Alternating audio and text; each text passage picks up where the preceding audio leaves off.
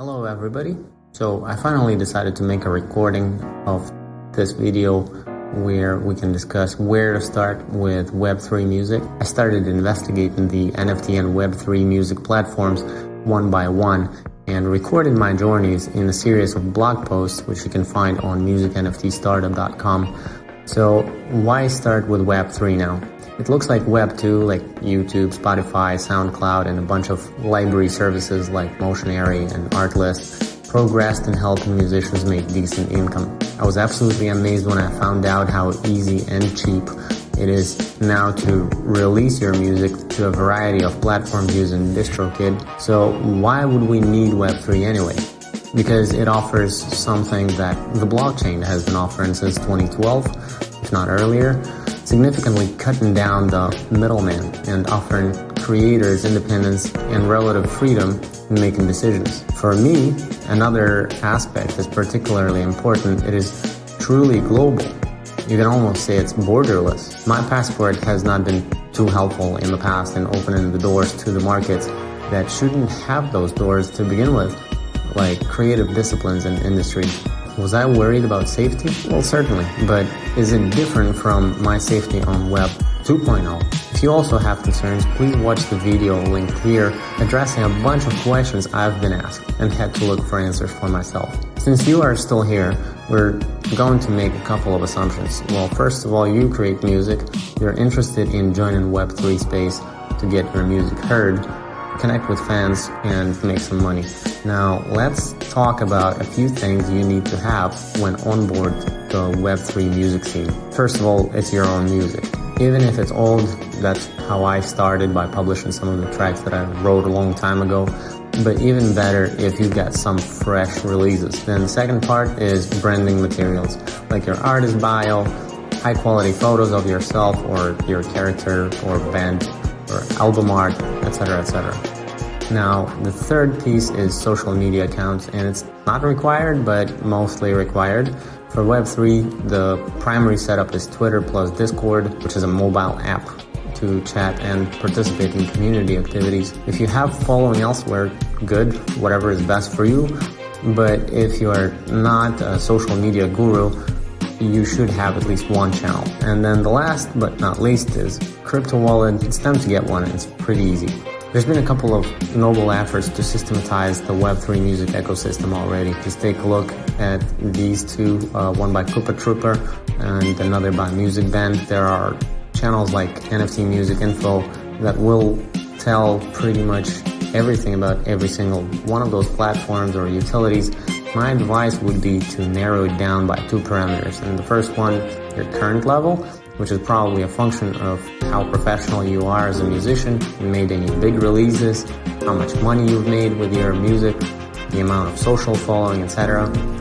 And then the second parameter would be the platform or community level and their goals, and whether their goals actually match your own.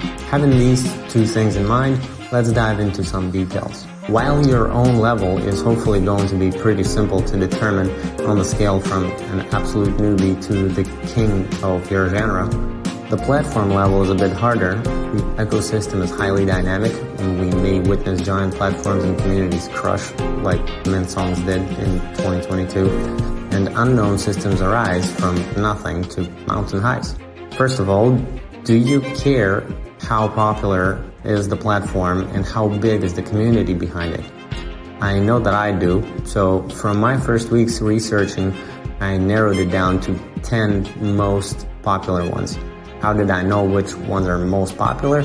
Well, reading lots of Twitter posts and running deep dive reviews until I actually had a chance to back it up with some data from a search optimization tool that told me the amount of organic traffic and the number of backlinks pointing to the platform URLs from other sites. And I'm happy to share it with you. And don't ask me where OpenSea and SoulSea are. Those are not music platforms, they are NFT marketplaces, and it would be unfair to actually measure their traffic against the music-specific services. I consider my own level to be close to intermediate, but still a beginner in terms of my audience and monetization. Anyway, this should be enough to share my opinion on what you should join if you're like me and what you shouldn't consider due to high levels of curation and increased expectations. I'll talk about my top choice last to build up some suspense. Also, I will start with the ones that are currently out of my league. So, Royal.io features iconic artists and lets their fans invest in buying royalties coming from track or album streams on a variety of platforms. Bolero is similarly investment focused and sells artist tokens like stocks. They take their applicant screening very seriously and they build a portfolio of successful cases for both the artists and their fans. Sound.xyz is similar to Bolero in terms of application process. They focus on fresh releases and selling music NFTs with great utilities. This platform is a step away from Royal in popularity, although it's driven by the opposite principles.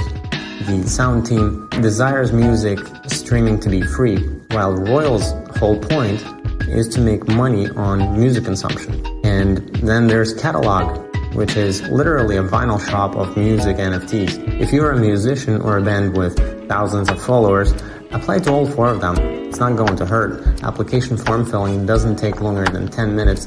Being published on any of them can actually bring a fortune to an artist or a band. Now back to earth and to the platforms where I am able to participate as a music maker and not just a consumer.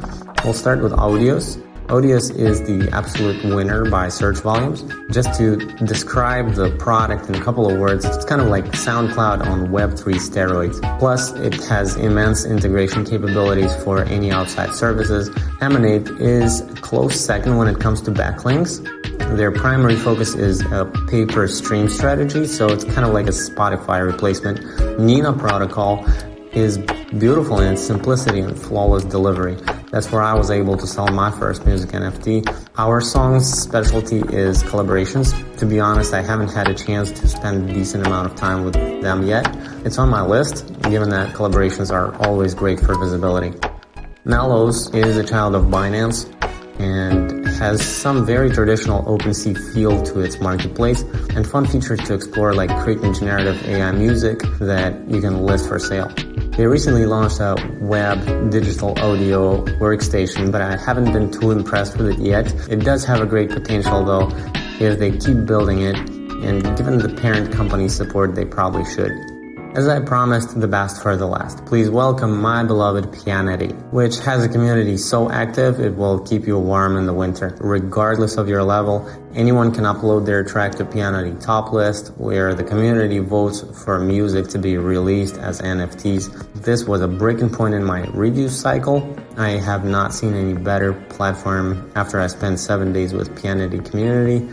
I did mention a few things I wish for the team to add as new features or fixes, like mobile application playlists, and a month later I was actually prompted to write an update to it because all of my feedback has been addressed. The experience of being a musician on Pianity is very well gamified, while the money artists make from sales on NFTs is very real. If we take another look at the list of platforms, you'll see that Pianity is the 4th in search volumes and only 2nd to Audios when it comes to platforms friendly to beginners. But here's an additional factor that keeps me returning to Pianity with new releases again and again. It is consistently growing as opposed to most platforms during the bear market. Mellow Studio is growing as well, as it also releases new features and opportunities for musicians to express themselves. But if we look at nominal numbers as opposed to percentage growth, Pianity actually went a longer way in terms of growth. Let's just sum it up. Definitely do join Web3 as a musician, as it's awesome and it's here to stay. Do worry about your safety on Web3 as well as Web2, but don't let it be a showstopper. Don't waste your time joining random platforms or trying to keep up with all of them. And when choosing your entry point or platform, take into account your current level. If you need more information on any of the platforms, go to musicnftstartup.com. That's where I post my collection of detailed reviews. Stay tuned with Web3 Music Academy at musicacademy.io. We'll be making more useful content there. Subscribe to our YouTube channel for more updates. Thanks all.